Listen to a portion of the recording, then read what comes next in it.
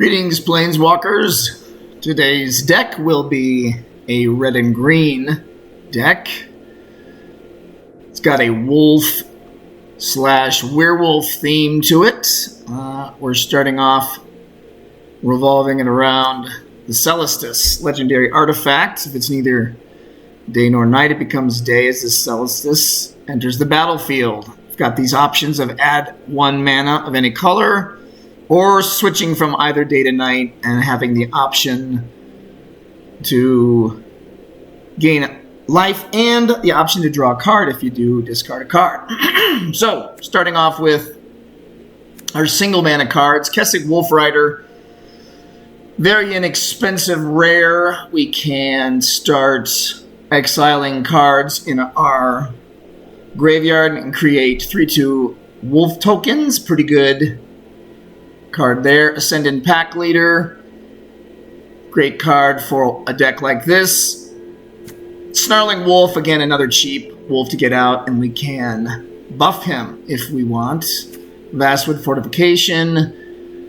I really like these land option cards.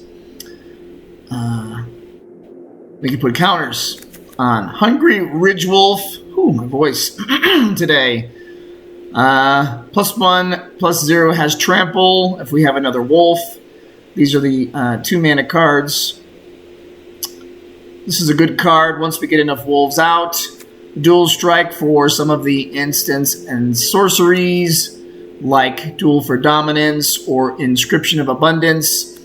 Outland Liberators, kind of a utility creature in case our opponent has a artifact or enchantment that is tipping the scales. Paxson Pup, good card, especially once we get counters on them.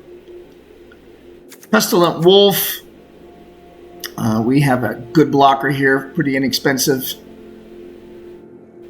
Ranger Class, of course.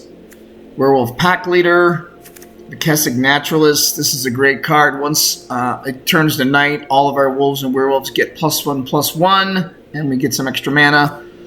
Unnatural Moonrise gives us the option to very inexpensively change day to night so that all of our werewolves get boosts when we attack. So this is a good pre-attack card. In addition to Trample and the card drawing option. Heated Debate.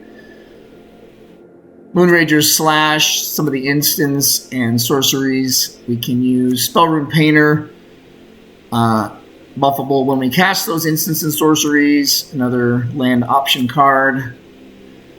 Bird Admirer / Wing Shredder for those pesky flyers. Hound Tamer. We can pump up our Paxson Pulp, among other. Wolves with this card. Howl of the Hunt, great card for this deck.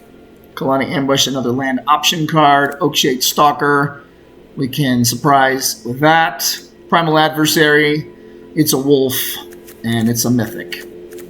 Weaver of Blossoms, this is a good card to get out early. Obviously, we get 1 mana of any color in its human form and 2 in its werewolf form. Here's another one of those sorceries.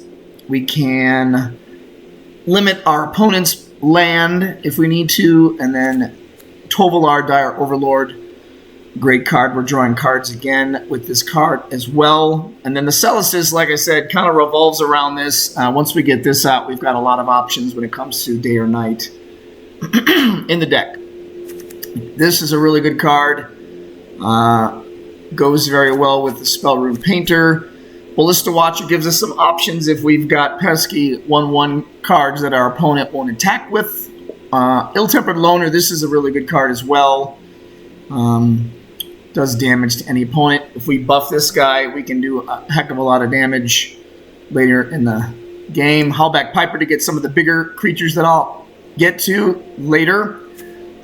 This just was in keeping with the theme. Defend the Celestus, we can put counters on creatures. And then Child of the Pack, we can create more tokens.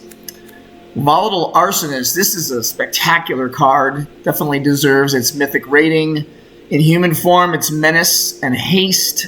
Whenever it attacks, it deals 1 damage to each of up to one target creature, up to one target player, and or up to one target planeswalker. So once we get going with this card, a lot's happening. And then even better, once it switches to its werewolf form, 5/5 now, and does 2 damage with Menace and Haste.